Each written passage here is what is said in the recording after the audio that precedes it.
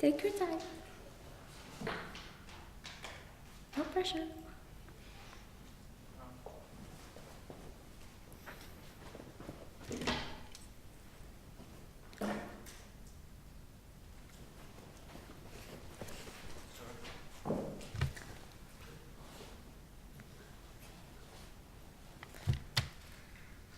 We're good? Okay. Ready? Okay. Billy Graham said, "Once you've lost your privacy, you realize you've lost an incredibly valuable thing." Because we agree with Billy Graham and hope to protect what so many of us take for granted, we stand on the firmest affirmation in today's debate. Anonymity is defined as something being unable to be identified. Anonymous posting is thus a post on the internet that cannot be tracked back to the individual or group that posted it. The affirmative side also restricts this debate to individual surveillance matters. The difference is that individual surveillance means that a person is being tracked by a single website, as opposite to mass surveillance where a person's entire internet activity is being tracked, such as the NSA. As protection maintained by law, all websites must adhere to this standard by giving an option for anonymity. People can choose whether or not to exercise this right, but the option must exist. Another observation that must be made is that the proposition, we are not making this protection unlimited or unchecked, just as we do not make any of our rights absolute. Thus, this debate is not going to be about the feasibility or enforceability of this policy, but rather if the values that this motion implicates are valuable enough to be protected. Let me start by our first contention, which is the right to anonymous posting leads to discourse and progress. Anonymous posting takes away social pressure, which leads societies away from homogeneity and social stagnation. This is, in essence, the reason why we keep voting privacy, in order to protect individual autonomy and the accountability of their opinion. The freedom to expression doesn't mean anything if societies stop you from voicing what you want. For example, in the case of intersex marriage, in many cultures, it was shunned legally, and in cases which is legal, social pressures had the same effect as legal ones. This means that while the government itself may not oppress certain people, society norms can still inflict harm amongst these people. Minorities get further oppressed when they are not allowed to speak for themselves. In the status quo, homosexuals in countries like Saudi Arabia are frequently stoned to death, and there is no sign of changing this because their voice are not heard in these countries. Social norms can only be challenged through anonymity, where people are free from the negative implication of social taboos. The marketplace of ideas, which is necessary to weed out bad ideas and promote good ones, can only exist when everyone can give their own ideas. The Information Society for Legal Issues and Anonymity and Pseudonymity elaborates, communications that give no hint of age, sex, race, or national origin of the writer must be judged solely on their content. There is literally nothing else to go by. This makes bigotry and stereotyping very difficult, and also should tend to encourage discussions that concentrate on the merits of the speech rather than presumed qualities of the speaker. An oppressive regime is only as effective as it is in controlling its people. A key form of controlling is forcing social stagnation and having everyone's view coincide, or at least stop extremist views from getting out. Forcing views upon people and not allowing them to express their own is one of the first steps that oppressive governments take in asserting their dominance. Thus, anonymous posting on the internet is necessary to challenge ideas, stir up the discussions, cause meaningful change, and promote the right to self-expression, self-identification, and association. Our second contention is anonymous posting on internet protects political dissents. By not allowing people on internet to be anonymous, political dissents are jailed and sometimes even killed. Oppressive governments such as China even have camps for political dissents. When Chinese government tried to force Yahoo to give the IP addresses and identities of those political dissidents due to the fear of losing business, they complied, resulting in many jailed because this law couldn't force Yahoo to not give away the names. One such example is Chi Tao, a journalist that wanted to change China from within. Protecting political dissidents by mandating anonymous posting on the internet is important in that it helps steer the positive changes outlined in our first point. Privacy and anonymity provides a check for the government. Western liberty democracies are clearly open to criticism made against them, whether or not they are true or credible, because they understand that it is within the rights of people to make such claims. Furthermore, this open attitude allows for a transparent government which there is a balance of power that the governments can exercise. The Wall Street Journal explains throughout history there have been many examples of anonymity being the outlet to criticize repressive or autocratic rulers. Without it, we lose a valuable balance to the power that be. And for all this reason, we affirm this motion. Thank you.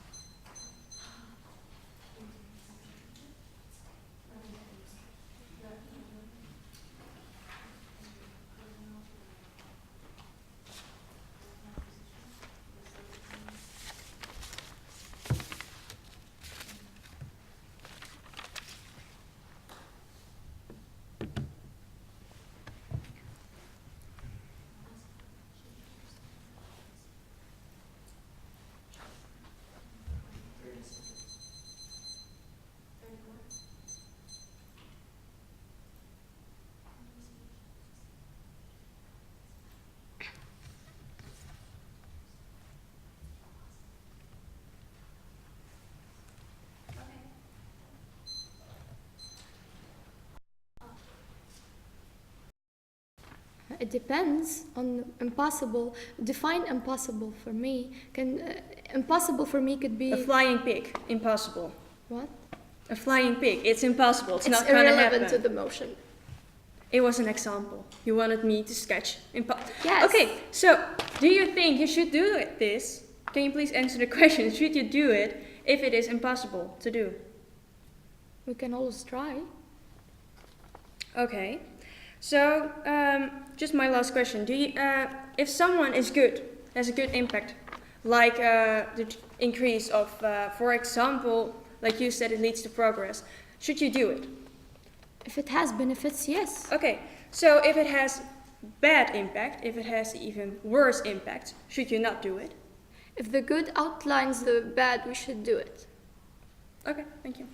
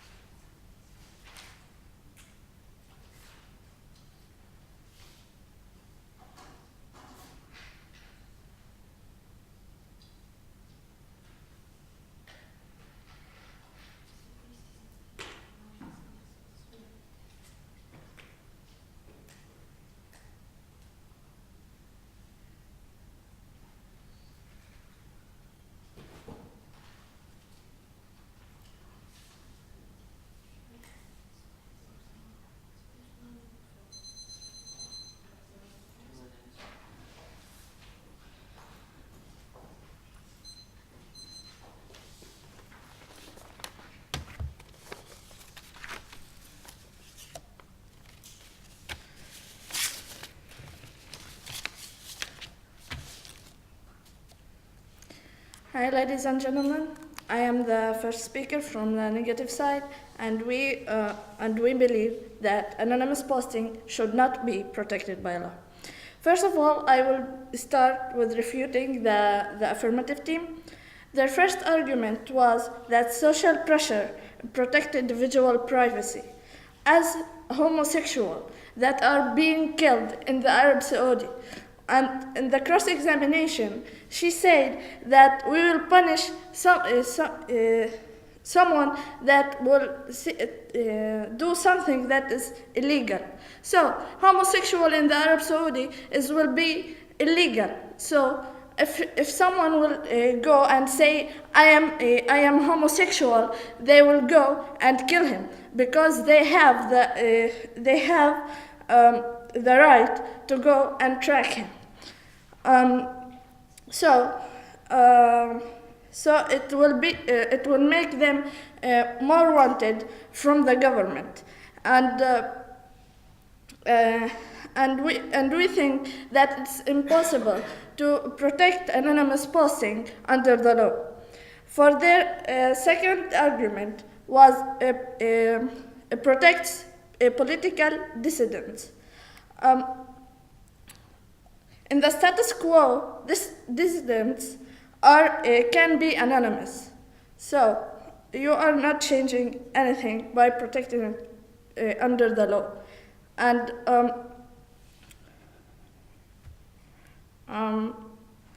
I will go to our arguments.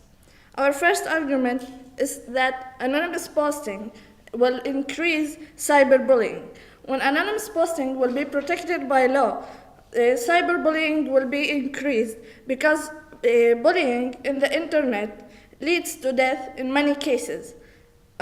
People get suicide after people was bullying them and threatening them.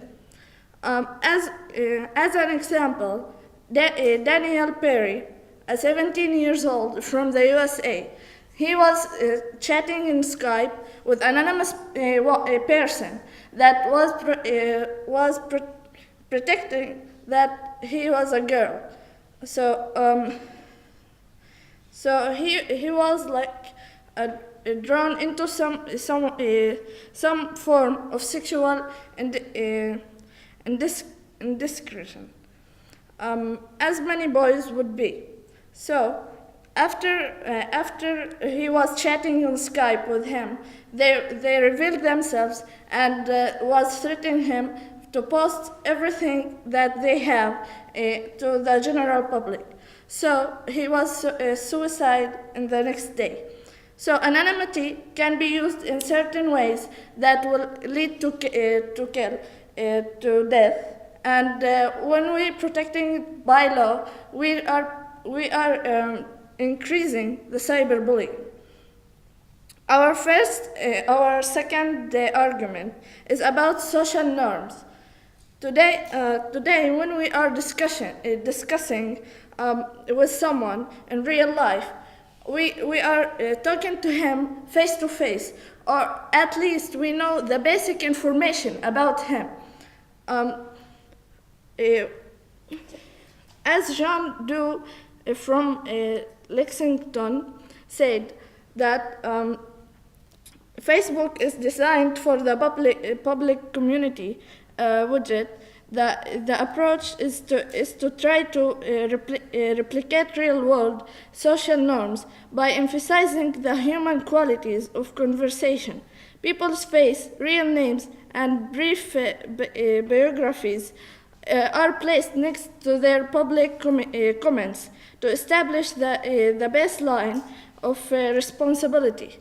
So, by anonymity, people lose these norms of discussion, and it will be like you are talking to a computer and not to other person. So, protecting anonymous posting by law is impossible and will not protect individuals' privacy and don't protect political dissidents, and it will promote cyberbullying, and social norms will be lost.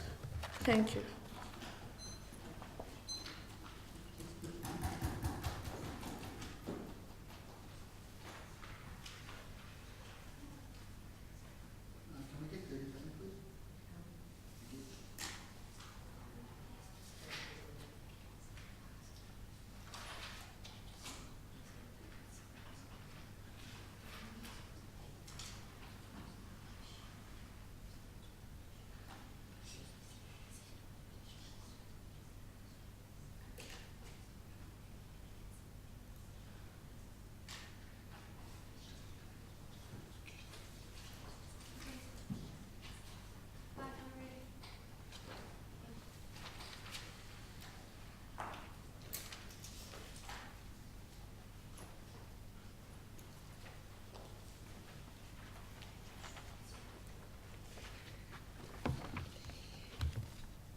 Ready?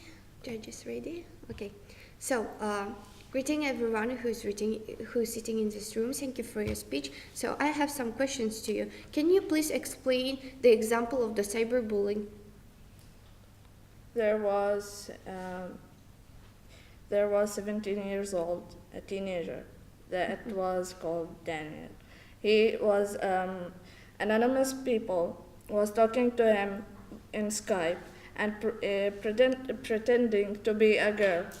And after a while, they revealed themselves and threatened him to post everything that they have. So, they were talking by Skype, right?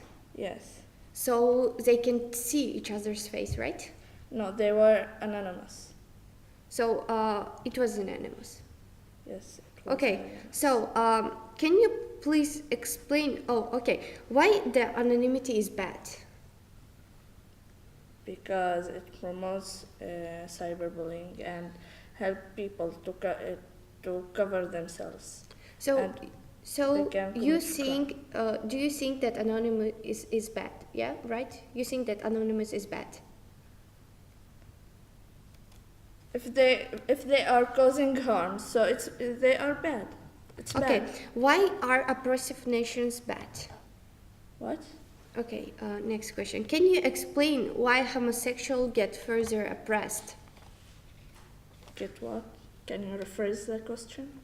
Okay, we were talking about that in Nigeria, homosexuals are not legal, so we are giving them the chance to express themselves by anonymous posting. So you said that the homosexuals are not just oppressed by the people's judgment, and they are not so. I mean, You say that homosexuals in the Arab Saudi is being killed because they are homosexual. Yeah. So if they are being anonymous and they are being killed because it's illegal in the Arab Saudi. So Yeah. if they are going to be anonymous and they are going to say I am homosexual, so they are going to be doing something illegal and they will be killed because they are doing something illegal. Killed by whom? By the government. You said that the government will kill them because they are homosexual. Like homosexuality is illegal in the Arab Saudi. And you said that You said that if it's illegal, government can kill this homosexual, right? you said that people that doing something illegal will be tracked and will be punished. So if the punishment for a homosexual in the Arab Saudi are to being killed, so they are going Okay, to be thank you. doing something illegal. Thank you.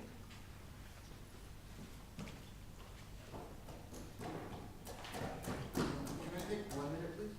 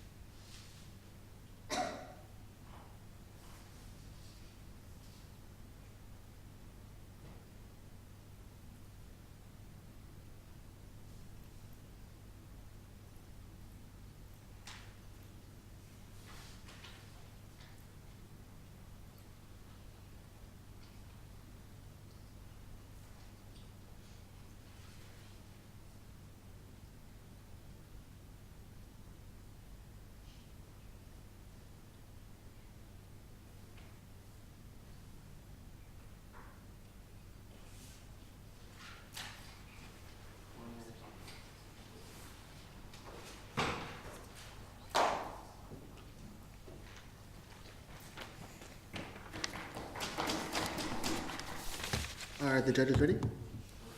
Great.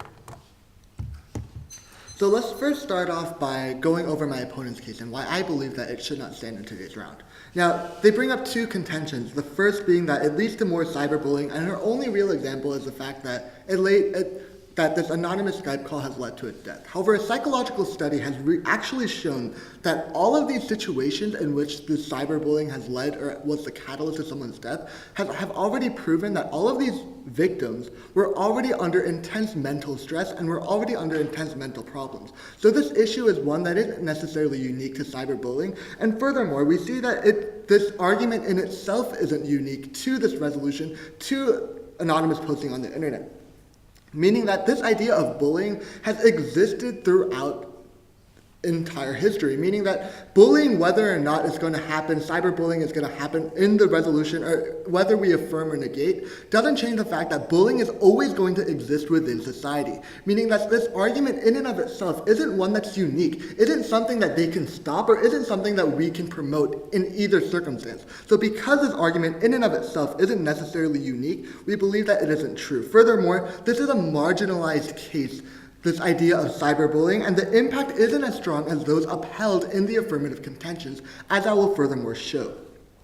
Now, their second contention, talking about this idea of societal norms and how we interact face to face, and because of this, we know the basic information about people. This is exactly what is bad in today's society. As I have proven, if we have anonymous posting in which we don't know the basic information about people, we only judge people based upon the merits of exactly what they're talking about, because we have literally nothing else to go on.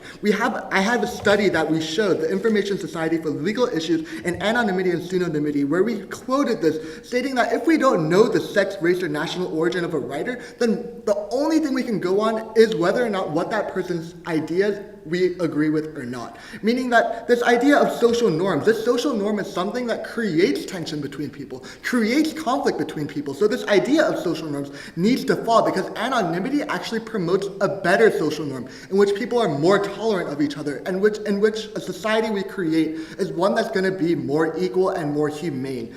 And now let's move on to our own case. Now, our opponent, our first negative speaker, leaves the bulk of our first contention untouched. She basically only targets this idea of Saudi Arabia or Nigeria, in which Nigeria it is illegal to be homosexual, and that we'll punish these people because it's within the jurisdiction of Nigeria. What we see here is that this is actually false logistically, because furthermore, we see that these anonymous posting forums and Facebook and all of these social media sites are grounded within Western democratic nations, meaning that all of the legislation that falls under them falls under these Western liberal nations, meaning that all of these things that they're trying to uphold don't apply to this, because the Nigerian legislation doesn't fall under the websites that were created or are posted within these other nations. So what we see here is that this is an inherent fallacy that they make.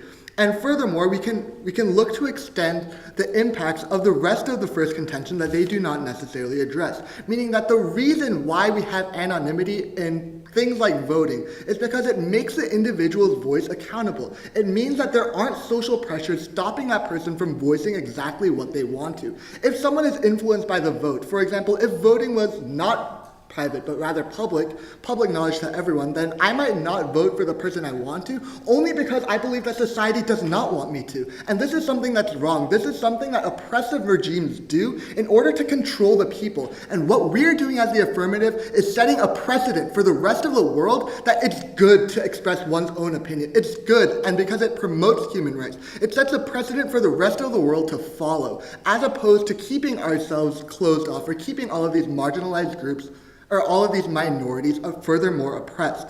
Now, another big argument that my opponents don't necessarily address is this idea of that anonymity makes people more accountable. Furthermore, we talked about this because it stops hate speech, meaning that we agree, while we see that cyberbullying is bad, we actually show you that cyberbullying is going to happen less, because people are actually going to take more accountability for themselves because anonymity, because we see that they're only going to be able to be judged upon the things they say. And the biggest argument that they don't actually address is this idea of political dissidence. They break the law. Sure, they break the law in these countries, but that's exactly what we want them to do, because we want them to overthrow these oppressive nations. If the only argument that they're going to make is that it breaks the law in these countries, then fine. We want them to break the law because all of these nations are horribly oppressive, and because all of these nations, all of these people in these nations deserve to find their own voice, and because of all of these reasons, we stand on the firmest of affirmation today's round. Thank you.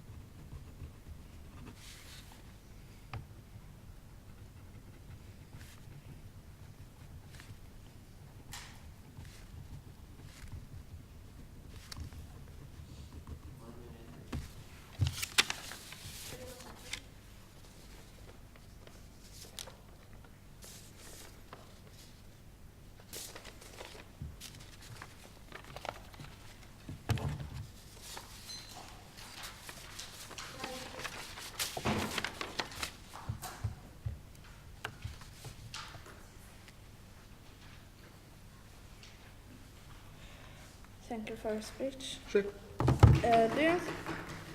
Do you think that that it's beneficial for international relations if the Western countries have So you're power, yeah.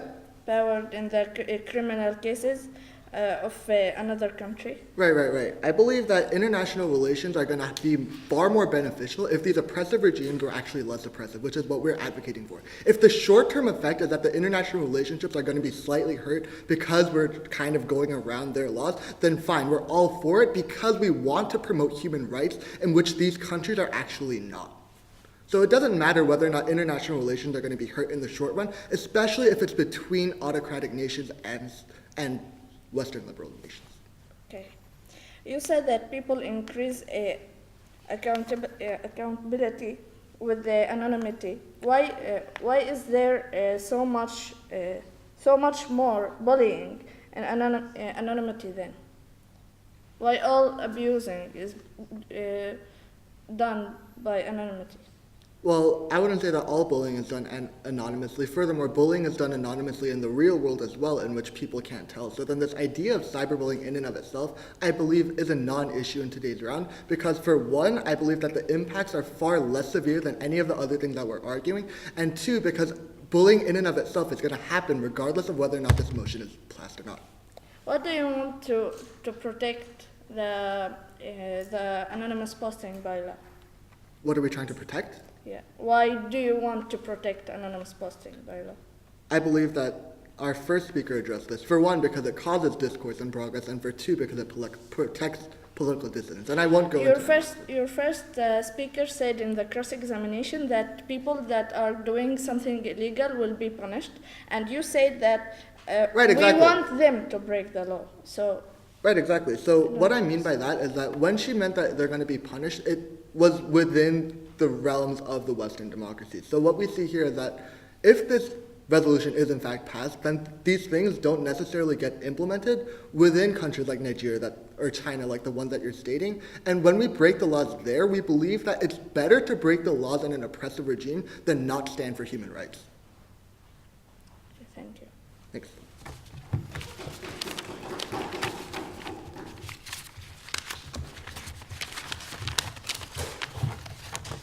Sorry, put that on if you're ready.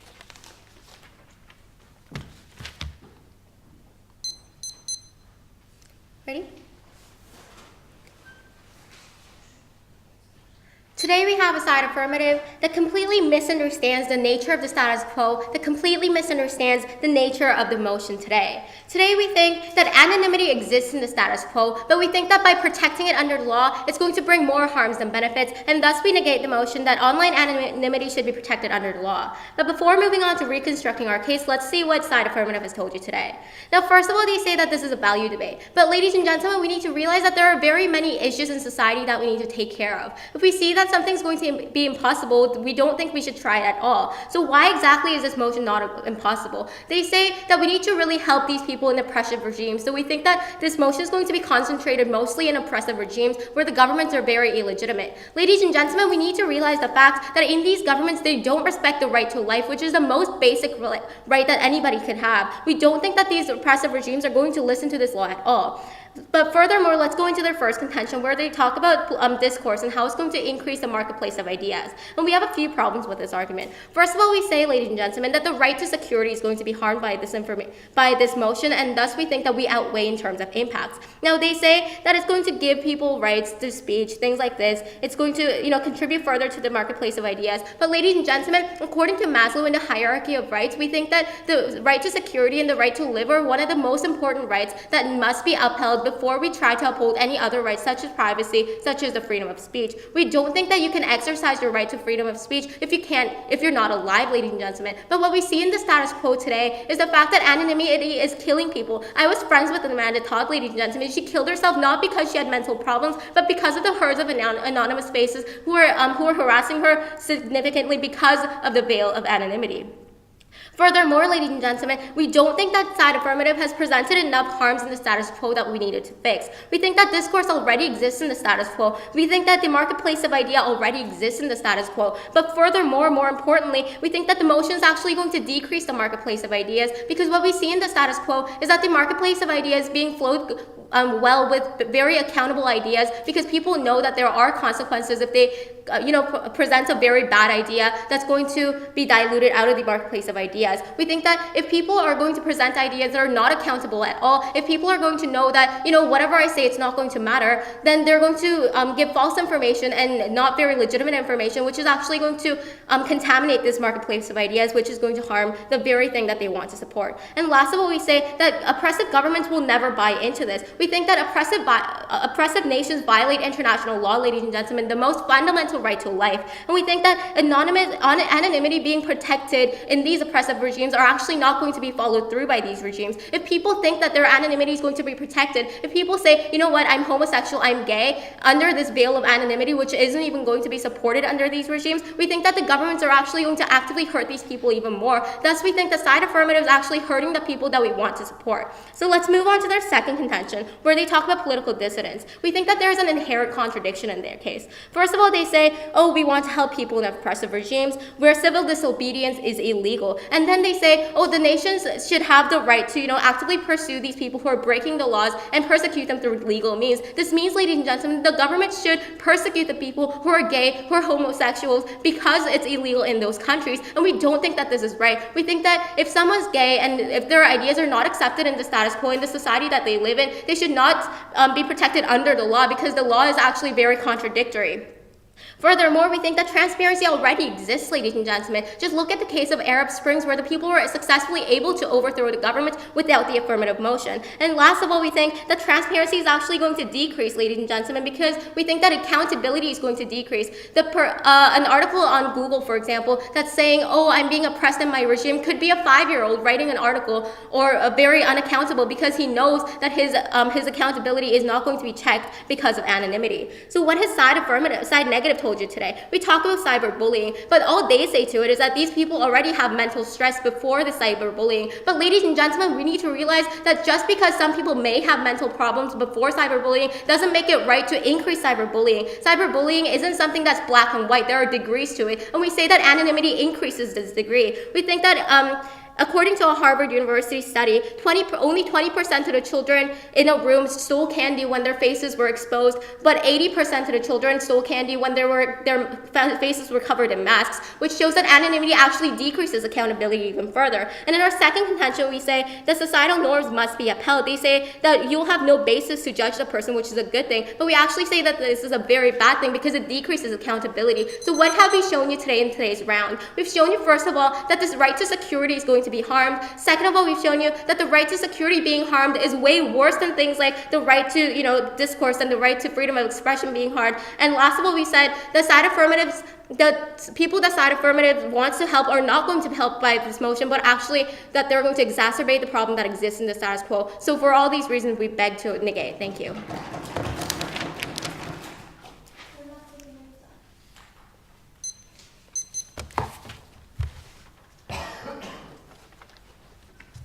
Hello.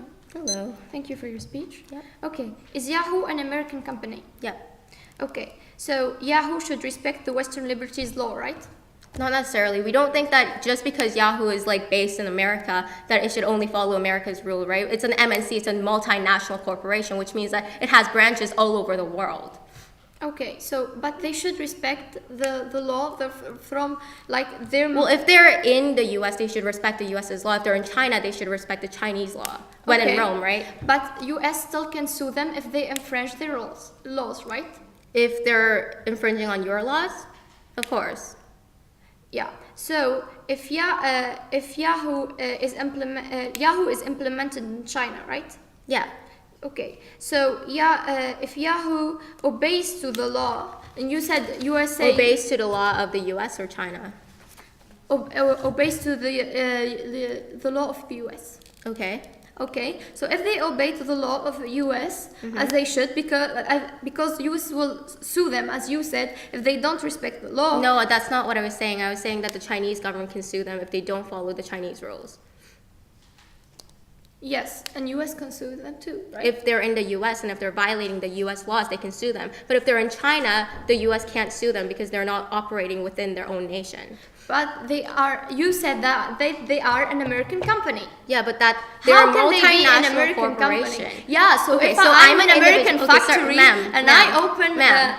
okay. Just because I'm Canadian doesn't mean that I don't have to obey Irish laws when I'm in Ireland, right? It all has to do with the country's jurisdiction and what country you're in. It doesn't necessarily mean that you have to follow the laws of your original country. Okay, but if you do something wrong in Ireland that is wrong for Canadian, the Right, laws in okay. Canada, they can still sue you, No, right? no, not at all. If I'm 18 here and I drink here, it doesn't matter. It doesn't give the right for the Canadian government to sue me because the drinking age in Canada is 21.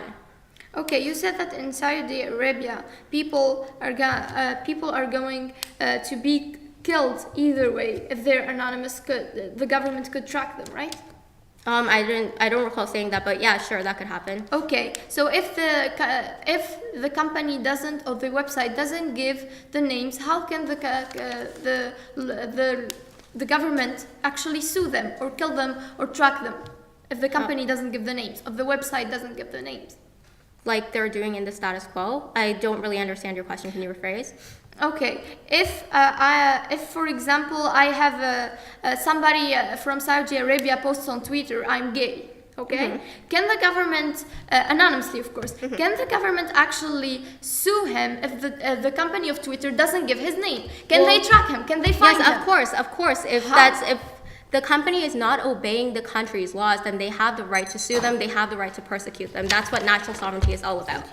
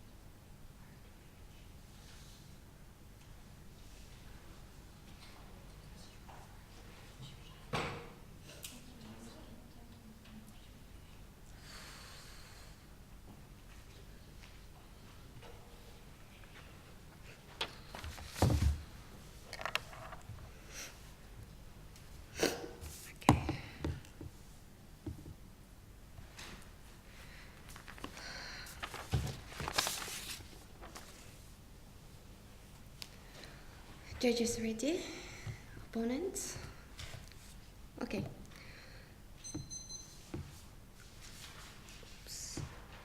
Okay. Today's motion sounds like the right to anonymous posting should be protected by law. So, in today's game, our team has the main 4 clash point that will show you that our team won. So, first clash point is oppressive nations. Oppressive nations probably will not uphold this law, but Western democracies will without a doubt will and most websites and forums are hosted by these nations, meaning that this legislation will apply to people in this oppressive nation who go onto these websites. By posting on this website, they are in the domain of the country hosting the website. The policies exist for the website. So the second clash point is the societal benefit. What the negative has fault to prove is how the status quo will change for the negative. So it means that the absolute worst affirmative outcome is nothing, while we believe that positive change is a far more likely result for many reasons. The freedom of expression is something that must be valued and can only truly be valued under the affirmative world, because the anonymity gives a voice to marginalized group and political dissidents. Furthermore, the freedom of expression helps people to realize other human rights, such as the right to self-identity and associate with others. So the affirmative creates a precedent for the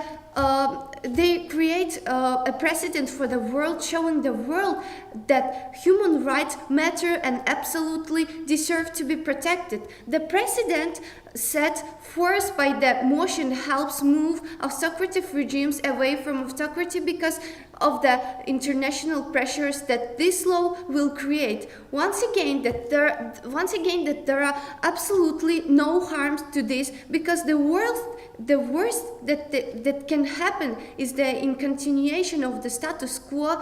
So it is the worst that can happen in it. So however, the positives are great, and even if it's influence of or inspires the people of even one oppressive nation, it is enough of a reason to affirm. So the second clash point is that political dissidents are going to be protected. The negation does not address this, and it is a key argument in today's round. So their only argument is breaking the laws. But what is more important, breaking the laws or breaking the laws in oppressive regime, or promoting human rights? What is more important? And setting a precedent for the rest of the world to follow. So the argument that the second speaker brought up by the negation should not be taken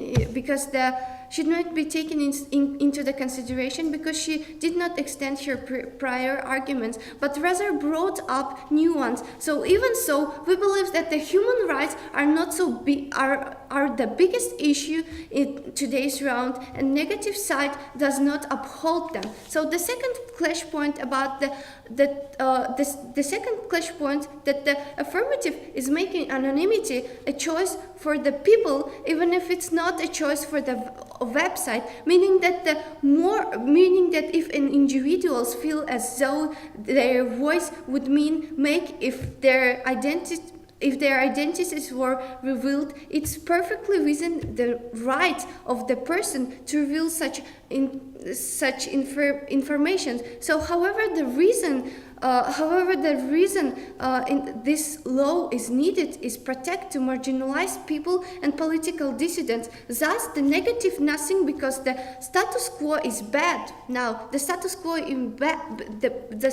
is bad for these voracious reasons. So, by affirming once again, there are no negative harms, and the worst thing that can happen is nothing, because we believe that the precedent set by the affirmative is valuable and very beneficial. We urge a strong affirmative ballot. So thank you for attention.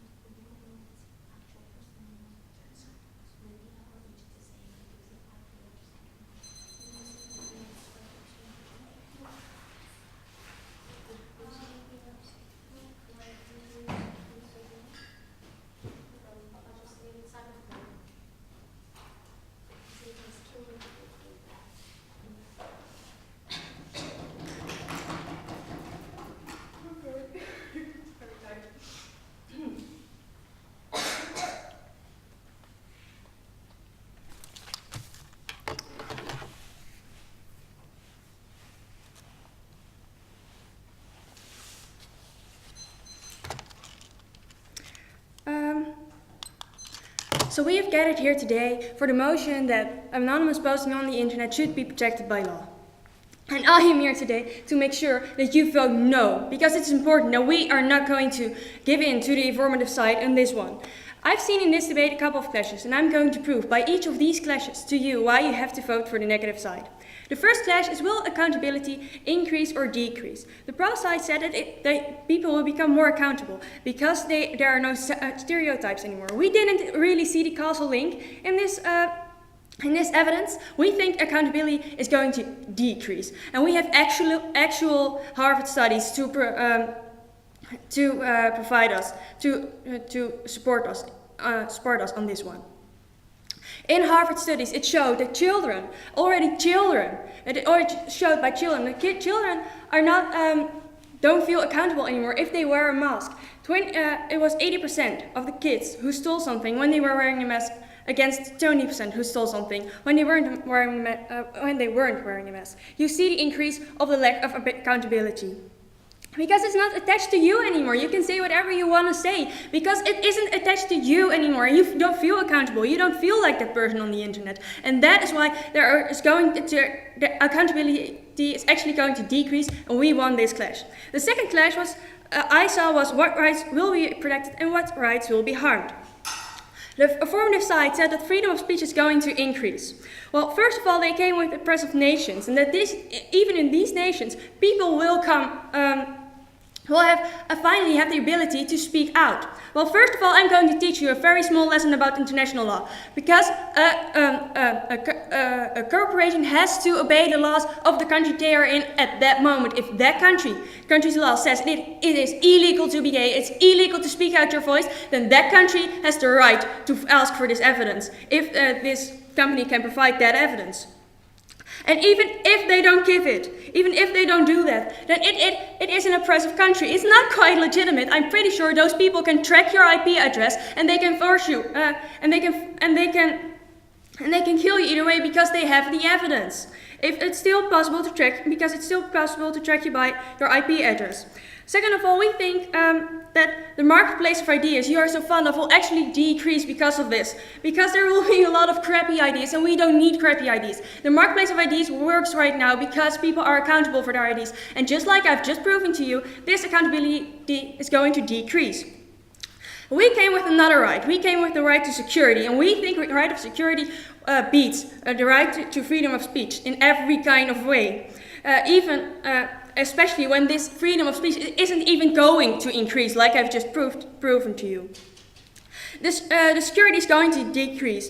For example, with those political dissenters you're so fond of, those people will be harmed in this case, and we think that, especially for those people, we have to stand up right now and say, no, don't protect it by law, because you give those oppressive regimes still have the possibility to track those people by their IP address or by those websites you're going to, who still can check those people.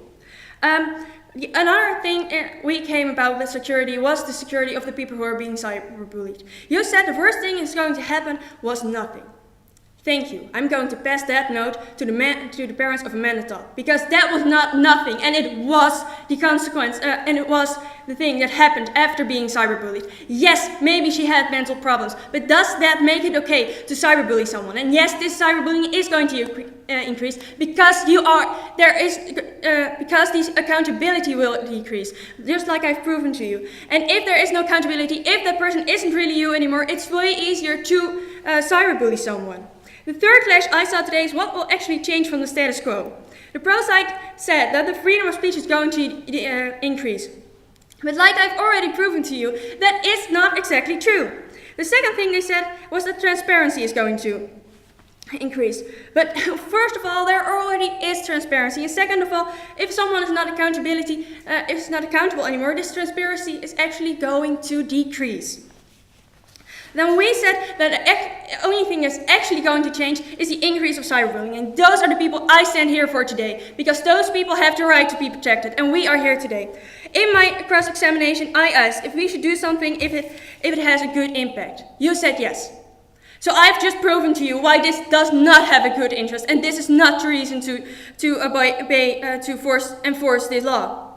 Then I asked if we should do something If it has a bad impact. You didn't answer, I do it now. I say no. And for God's sake, for all those people that have already been harmed by this anonymous posting, say no with me. Vote negative. Thank you.